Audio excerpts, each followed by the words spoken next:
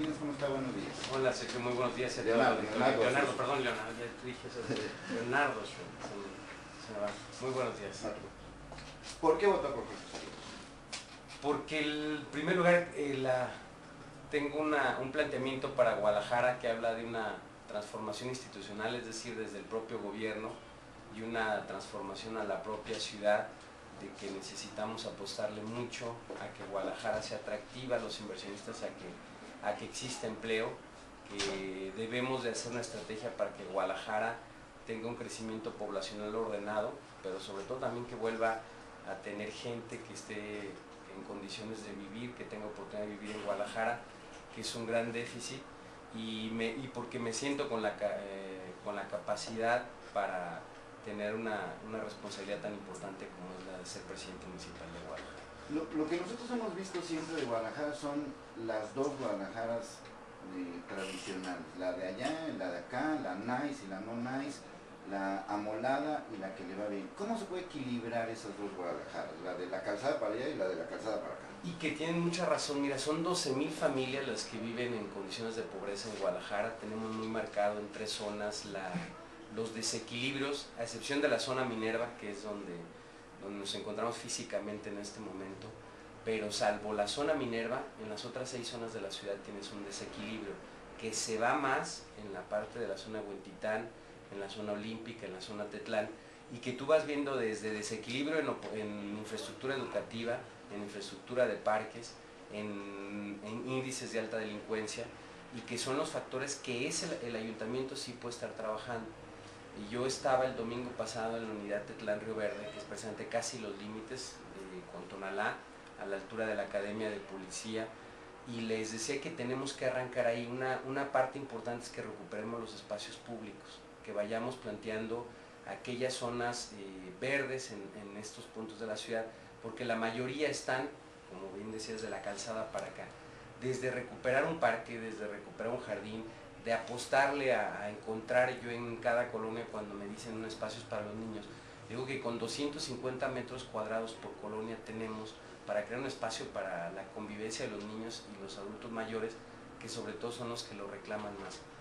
Tenemos que llevar también infraestructura, por ejemplo la avenida Mercedes Celis, la propia avenida Plutarco Elías Calles, que son también avenidas que tenemos con límites con Tlaquepaque y Tonalá desde el punto de vista oriente, y que tenemos que irlas en aspectos de luminarias, que es facultad municipal, en aspectos de señalización, y también ir concluyendo una parte de la pavimentación, que si bien en Guadalajara estamos al 98.5% en pavimentación en la ciudad, es donde hay más desequilibrios. Ese 1.5 tiene la característica de estar ahí, y que vayamos encontrando también la propia calidad de vida en cuanto a vivienda. Guadalajara tiene 600,000 habitantes menos en los últimos 10 años, la tendencia nos dice que tendremos 300,000 habitantes menos para los próximos 5 años.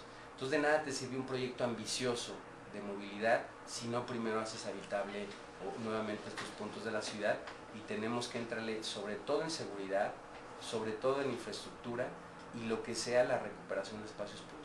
Sí, la gente estamos pasando por Guadalajara o estamos trabajando en Guadalajara, pero ya no vivimos en Guadalajara. Entonces, los servicios que pueda ofrecer Guadalajara también tienen que incluir los demás municipios, pero esta cantaleta de una zona metropolitana unida, pues no ha funcionado como debería. Y tienes que quitarte mucho los celos, Leonardo. Yo les he dicho que tienes que quitarte las fronteras mentales y quitarte también en el interior de cada presidente municipal, y tienes que quitarte la frontera que también te marca la propia ley, porque a veces no se soluciona con una metropolicía, se soluciona con que haya una uniformidad. No queremos que todos estén en una mesa y sí, vamos a pensar igual, simplemente que tengas uniformidad en reglamentos, uniformidad en programas. Y por eso los candidatos del PAN ya hemos presentado la agenda en materia de salud, lo hicimos esta semana, en materia de movilidad, en materia de educación, en materia de juventud, en materia de mujeres, y vamos hacia las 2 semanas que nos restan de campaña, haremos la propuesta. Y por ejemplo en salud, hablamos de una inversión de 25 millones de pesos en ambulancias, que necesitamos una mayor cobertura de salud, de crear un centro de traumatología, que este es un aspecto para nosotros importante, con una inversión de 125 millones de pesos. que atendería a los 5 municipios y la finalidad es el mayor índice de mortalidad en Jalisco, ya la cuarta causa, lo que tenga que ver con accidentes automovilísticos. De los accidentes automovilísticos, 7 de cada 10 tiene que ver con velocidad con alcohol. Sin embargo, para atenderte a una persona, sea un niño, un joven, un adulto, en un accidente, nada más lo puede recoger la Cruz Verde o la Cruz Roja. Y no tienes en este momento la infraestructura en estos lugares de salud para prevenir una muerte y de incluso evitar algún daño cerebral con consecuencias para toda la vida de estas personas. Sobre todo chavos, ¿no? Y sobre todo chavos. Entonces es crear este hospital metropolitano que atienda emergencias y que además tenemos que trabajar en la labor preventiva. Hablamos de la adquisición de un helicóptero que tendría una inversión de $10 millones, que también con aportación de los 5 municipios y el propio gobierno federal y estatal, equipado con la más alta tecnología que ya existe en el país, solamente tenemos uno en la Ciudad de México, pero que nos vaya permitiendo también estar entrando a zonas con mucha complicación, que levantas a las personas que estén heridas y que les vayas dando atención al propio helicóptero. Es evitar muchas muertes y evitar muchos daños a los propios habitantes de la zona metropolitana, porque en época de lluvias, en Guadalajara tienes en la parte de la barranca altos riesgos.